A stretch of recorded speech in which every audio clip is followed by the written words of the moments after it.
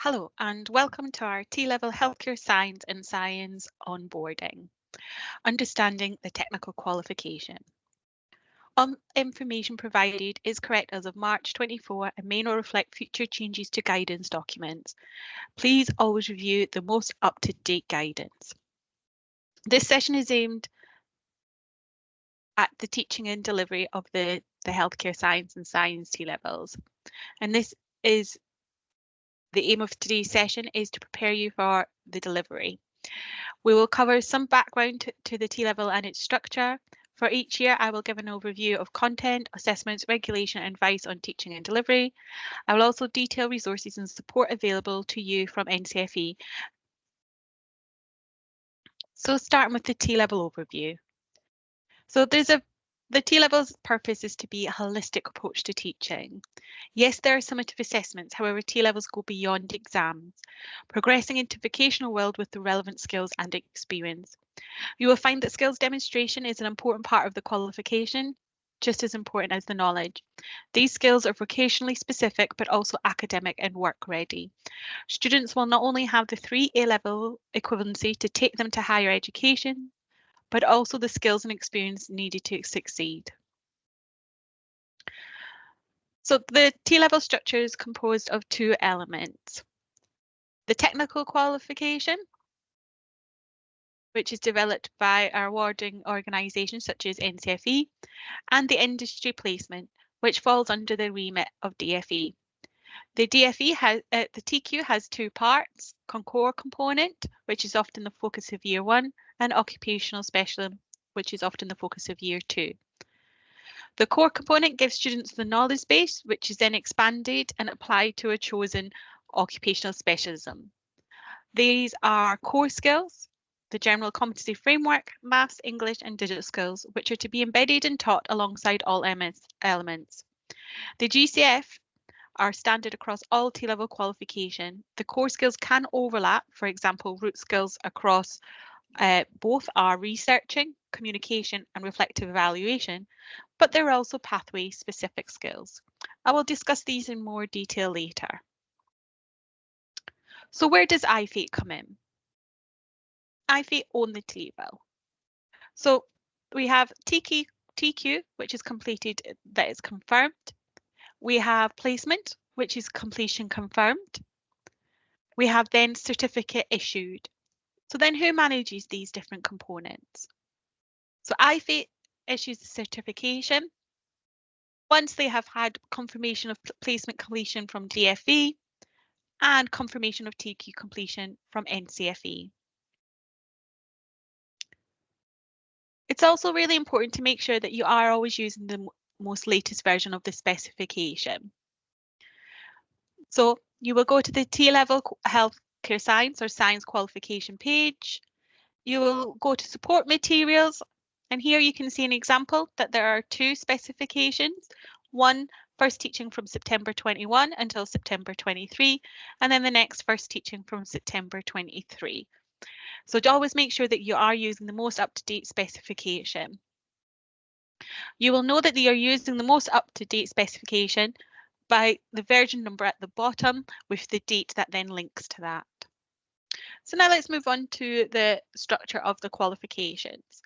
So your guided learning hours for year 1, as you can see, there is a substantial amount of contact time with around about 513 to 518 guided learning hours for the 2 TQs. And here we have the approximate guided learning hours for the occupational specialisms. Note these are higher than the guided learning hours for the core content. This reflects the higher level and complexity of the knowledge and skills to be delivered. You should accommodate for this in your placement hours in your planning. Here's an example of a delivery timeline for the 2 years. Be aware of when the core assessments in yellow and occupational specialist assessment orange are, as this allows for delivery of the relevant content. The structure of delivery is entirely up to you. In the example, we have the first year focusing on the core content up until the core assessment, then start occupational specialism content, with opportunities to resit the core assessments in the second year. And in this timeline, we have the industry placement running alongside, e.g. 1 day a week. You can fit the industry placement in whenever it suits you and your students, including school holidays, as long as the required hours are met. It is up to you to determine the schedule that suits you and your students. Before we go into our assessment overview, we just want to clarify some common queries. So first of all, regarding resets, the exams are one unit and thus are taken and resat together. The marks for the exams and the ESP are combined to give a grade for the core component. It is not possible to fail just one paper. It is also not possible to resit just one paper. The first time students complete their core assessments, the students can either sit both the core exams and the ESP in the same sitting, or you can split them into exams for one series and then ESP for a second series, for example. We have a few updates from the DFE that's occurred over the last year, just to make sure that you're up to date with the most recent. And first of all, you have here the grading matrix. They changed sort of March last year, allowing for our first cohorts that went through the health and science quals to have more opportunities for merit and distinctions. So you can see here, healthcare science, there was an additional opportunity for distinction added and 2 merits opportunities, and for science, there was 2 more merit opportunities. The DFE also added UCAS points towards completing the industry placement and year 1 content, and then the occupation specialist and completing industry placement. So what does that mean? Well, it basically means that should your students go through the 2 years, one of your students, they complete the industry placement, but for whatever reason, they don't complete the occupational specialist assessments, they still get UCAS points for that core content and completing the industry placement. This allows for a differentiated approach. There may be some students who do not want to come back the year after to resit the occupational specialisms, and therefore this still allows them to have value for their qualification. Next, some key documents that you will need to access. So this will be the key date schedule and accessing assessment regulations. So the key date schedule, or KDS, is a document refreshed annually containing all significant calendar dates in relation to every T-level qualification delivered by NCFE. It is published on or around the 1st July each year and contains information relevant to the next 2 years' worth of delivery. E.g., in July 23, the content will cover all salient information for the 23-24 and 24-25 academic sessions. The KDS is structured such that common dates agreed either across awarding organisations, or AOs, if common to all T-level qualifications, or across NCFE delivered subjects, if only common to all NCFE qualifications, and takes the following design. First draft of the KDS is created in early January.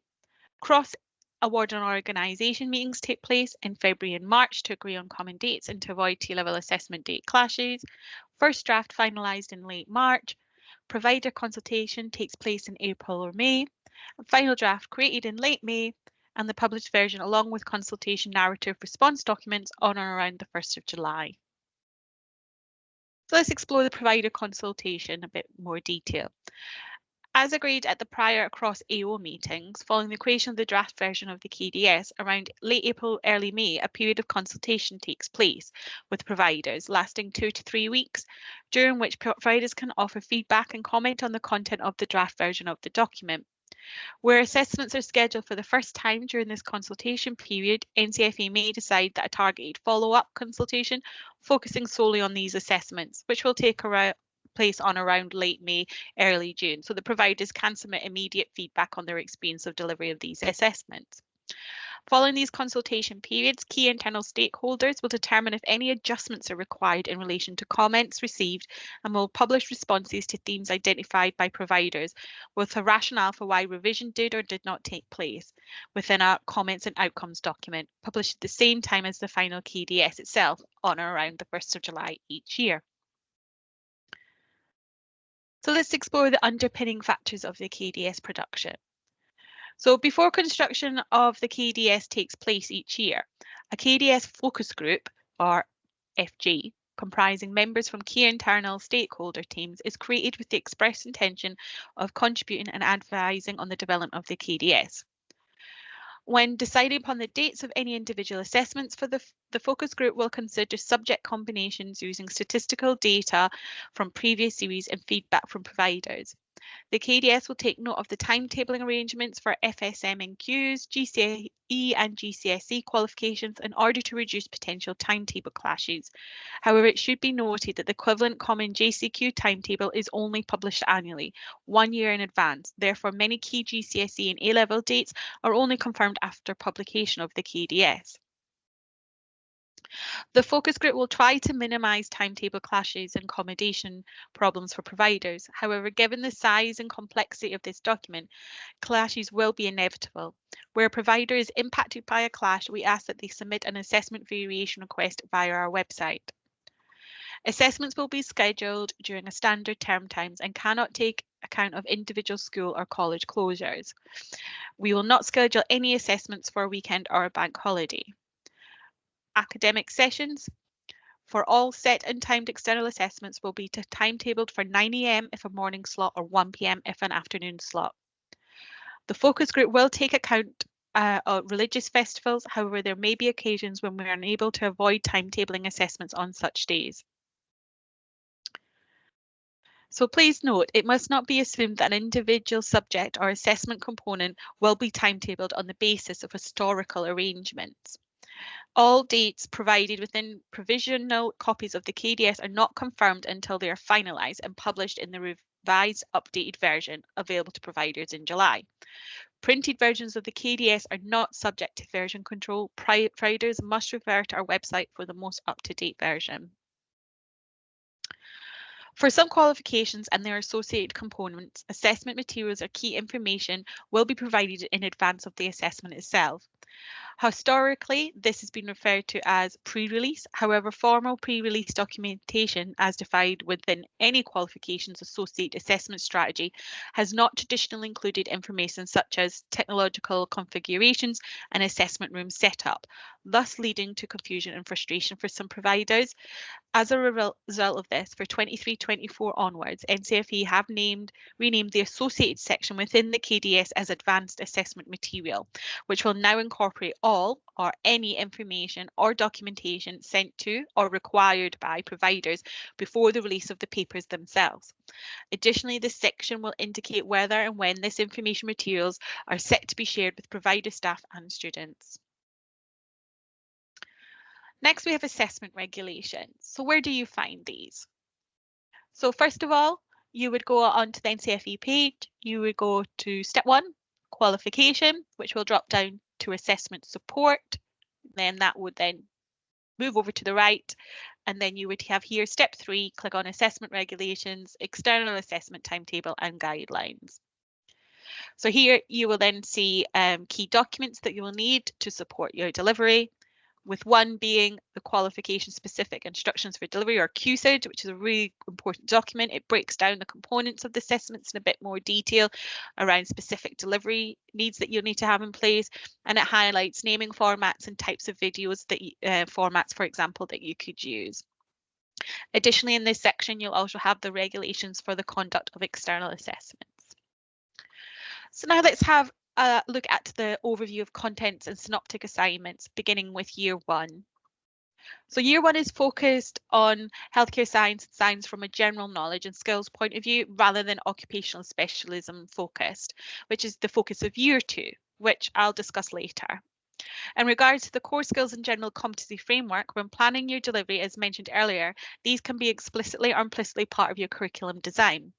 Finally, as the qualification is aimed to be delivered non-linear and there are no continuous summative or unit-based assessments, just endpoint assessment, there is a real opportunity for continuous formative assessments of both skills and knowledge.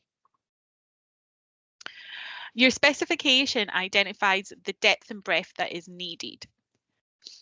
In this example here from A2.11, the overall criteria and the bullet points is the depth of the content that you need to deliver. This is especially important for B1 content, where providers are uncertain of the depth of detail to cover for, say, physics and chemistry component. You are required to deliver all content areas in class. Remember, the placement is separate from the TQ. That's not to say that you can't consolidate the core skills and knowledge on placement, maybe include some in your placement booklets, or have students discuss in class how they've conducted these skills in placement, and we'll have a look at that, an example of that later. As mentioned earlier, it does not require a linear approach, and you could theme the specification. There are examples of how you could theme the content in the spec in relation to the 4 sections of the exam paper, and this is an example here from paper A. So the core component, section A, the health and science sector, has key areas that are what's called root content. So what this means is this is the same area of content that is assessed, that is delivered and assessed across the health and science qualification. What this allows for is the possibility of combining classes. So you can see here you've got 4 areas from A and 1 area from B, so all of B1, which has the exact same content in it. However, you must be aware that the exam paper will be contextualized to the specific pathway. So even if you do decide to combine classes, be very careful to make sure that you are actually contextualizing that to their pathway. So healthcare science or science, for example. So this is a possible decision you could make, but it does allow you to see that key areas that go across, and this will be specifically helpful for retrieval when doing exam questions, because you could go to the other papers and explore these areas and pick out retrieval questions. So we're not focusing on assessment today, and we keep a list of upcoming training events updated, and you'll find some assessment focused events there. Year 1 assessment is made for written exams and the ESP as mentioned earlier. Each exam paper is broken into 4 sections, and I shared that earlier when we were looking at themes, and each paper lasts 2 hours 30 minutes. You cannot fail a paper and pass another, as mentioned. The 2 papers are combined for 1 scores. This means if a student is weaker on paper, then the combination score should help support this. Common misconception is the ESP is completed on placement. However, this is not the case. Employers were consulted when creating the ESP to ensure vocational and work-ready students. It is externally marked and moderated. All components of the core assessment are externally set and marked, therefore no need for assessment standardisation or IV processes needed for core assessments. However, good practice would be to continue in an IV or standardisation process for your internally assessed sort of formative assessments that you may get the students to complete, just to ensure that there is continuity and standardisation across teachers. The assessment objectives for the exams are AO1 to AO3, moving from lower level to the higher level. As you can see across the pathway, for AO1 and AO2, at least 60% comes from these 2 assessment objectives. This might help support students that may struggle with AO3 exam style questions. There are 5 assessment outcomes for the ESP. AO2 focuses on the pathway core skills and knowledge, and you can see depending on the pathway this ranges from 46.9% to 50% of the overall score for this assessment, highlighting the importance of the application of these core skills and knowledge. AO4 looks at the effective use of general competency framework in the assessment, with AO5 really focusing on the evaluation and reflection skills. As mentioned earlier, there are key core skills. These are the 7 for science and 6 for healthcare science. And mentioned, you can see sort of those root core skills that seem to be really important for employers, no matter which pathway, such as researching, communication, reflective evaluation. And then you have specific pathway core skills, which really focus on those industry skills that are needed. So here's an example of overview of the ESP tasks. So you can see the healthcare science on the left and the science on the right. And what you can also identify that is that the core skills are also mapped to each of these tasks. So you can really look at creating formative assessment that assesses these core skills in relation to those tasks. Key strategies for developing core skills are using performers throughout the year through practice so that your students see them as the norm and get really comfortable filling these out from an assessment objective point of view. So you could use, for example, the science risk assessment performer or the healthcare science feedback from peer discussion performer throughout your delivery. Please explore these performers and how you can adapt them and put them into your teaching and delivery. Other key areas to develop is desensitizing your students through continual audio and visual recordings,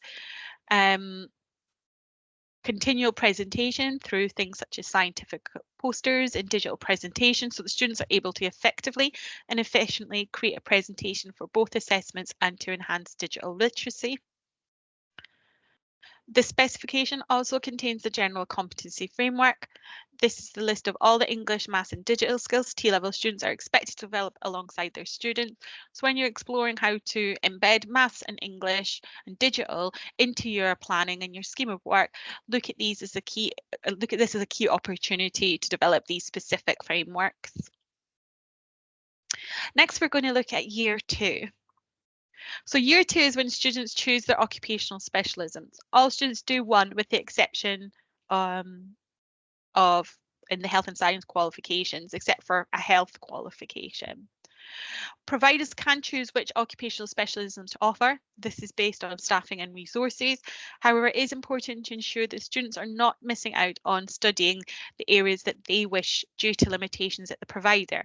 Therefore, it is important that you communicate the occupational specialisms that you will offer to students during marketing and induction so that they can make the choice that is right for them. The specification details staffing requirements for the core content and the occupational specialisms. So using the specification for year 2. So the specification for the occupational specialism is structured differently than for the core content. Each occupational specialism has 3 to 4 performance outcomes. These are listed in the specification. Under each performance outcome, there will be a list of knowledge and skills. The knowledge statements show what the students need to know and the skills what they need to do. Here is an example from the science pathway. So as you can see here, you have the performance outcome 1, which is the key performance. Within these performance outcomes, you will then have a theme or section. So in this example, safety, health, environmental practices and laboratory science. Then within these sections, you will have knowledge and skills. Just be aware that the knowledge and skills do not necessarily map because they're next to each other. It's just that the knowledge follows a linear process through the performance outcome and the skills follow a linear process throughout. So when you are exploring these knowledge and skills, there are opportunities though to combine knowledge and skills sessions because you will see a common theme where it's the knowledge side here, so the understanding section, and then the demonstrating part of the same key content. So please explore that when you are mapping. Remember, you are required to deliver all of these in class. That is not to say, again, you cannot consolidate these skills from placement.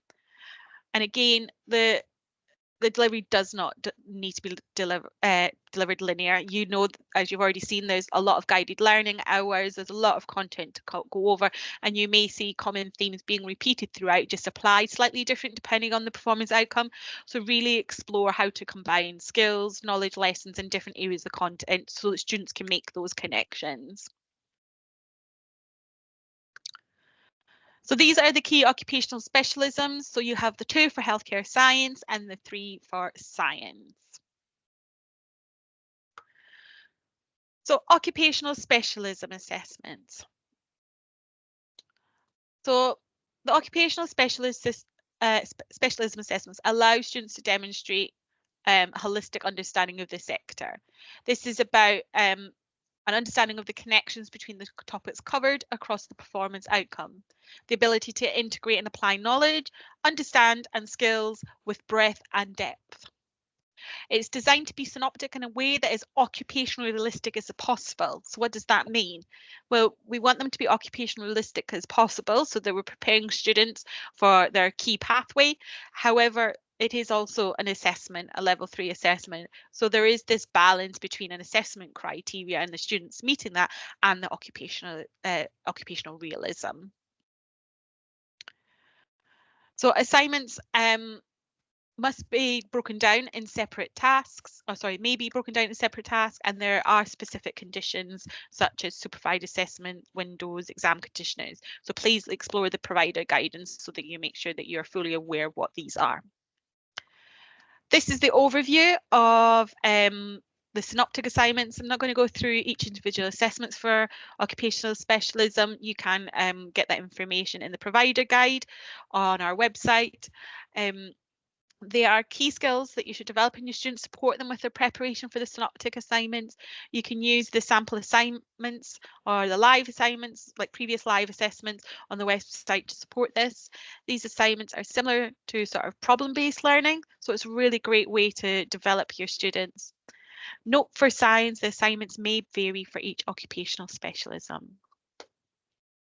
The market for synoptic assignments varies depending on task, either internal or external, but all tasks are externally moderated by NCFE. Guidance for this can be found on qualification page and will be released alongside assessment material. In some cases, there are specific requirements for internally assessed work. Check the provider guide on the website for details of this. For example, providers may need to explore practical assignment schedules. So this table here shows the scale percentages for the assignments in the occupational specialism with the internally assessed components highlighted in bold. So moving on to placement. So as we said, it is managed by DFE. So it's just going to give you a quick overview. And the DFE have got some really useful guidance on their main page in order to explore what it is that you can and cannot do in relation to placements. When you schedule the placement is up to you. However, feedback from our current providers is that they found it beneficial to conduct some of the a good amount of the placement in year one. This helped contextualize the core content for the students and assisted with the ESP. And they also found marked difference in maturity, confidence, and ownership of learning for the students after they had gone on placement. Again, there were further updates from DFE on placement in March 23. So they have included some more delivery approaches, and this is just an example of some of the delivery approaches. And you can see that in a bit more detail here around what proportion of the hours that you can do for these different delivery approaches. And they have what's called an Annex A on the main page for the DFE T-level placement guidance, and there's a matrix in there where you can actually see what combinations that you can do. So for example, you can do up to 35 hours work taster hours, pathway delivery, all placement hours, part-time work can be all hours, B, multiple employers can be used but cannot be done in relation to I, and then E can be done but cannot be used in conjunction with F, and same with F, which cannot be done in conjunction with E. So for example, for science, they could do work tasters up to 35 hours. They could then either do a small team project up to 1/3 of the total hours, or a skills hub and employer for up to 1/3 of the hours, and then the rest of those could come from placement or part-time work, or a combination of the both. So please review that guidance on the T-level page just to explore what combinations you could do to best suit your students. The responsibility of securing and monitoring these industry placement is on you, and this is outside of NCFE's remit, as we are responsible for the technical qualification. And as you can see, there's some key guidance from the governments regarding that, and ensuring how they complete that, and they go further details about what those placement criteria could be. DFE have also created a placement booklet template, which you can find on the same guidance page. Feel free to adapt these to allow for relevant knowledge and skills to be tracked and reflected on. So for example, you could include your own sort of placement skills checklists that actually match you sort of the core content or the year 2 content, which goes a little bit further so the students can actually make the connection with what they're learning in class and what they're experiencing on placement. So now, resources to support delivery. So schemes of work are completely free for both years. There are also essential resources which are free for year 1 and 2, as well as paid additional resources which are aimed at those hard to teach area. So here's an example from Food Science Occupational Specialism. There is one per performance outcome for second year. This is an example of a lesson plan which includes timings and linked to learning outcomes. This is an interactive sheet as well as home study and extension activities, which can be used in any way that supports your delivery. Hodder, create and manage the textbooks.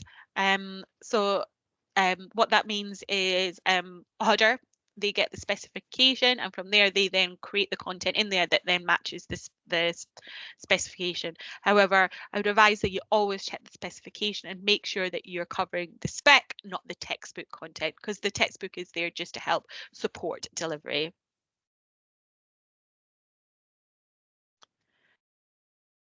We also have student packs that we've created. So the ESP and exam student packs, they're available on the qualification page. And additionally, there's an exciting development for education. NCFE and Gatsby Technical Education Projects are joining forces to support T-level teaching and learning. The collaboration between the two educational charities will provide free teaching materials for educators who teach T-levels, including digital, health and science. So as you can see, they're really ambitious. They're subject specialist pedagogies, and there's strong collaboration done to ensure robust quality assurance.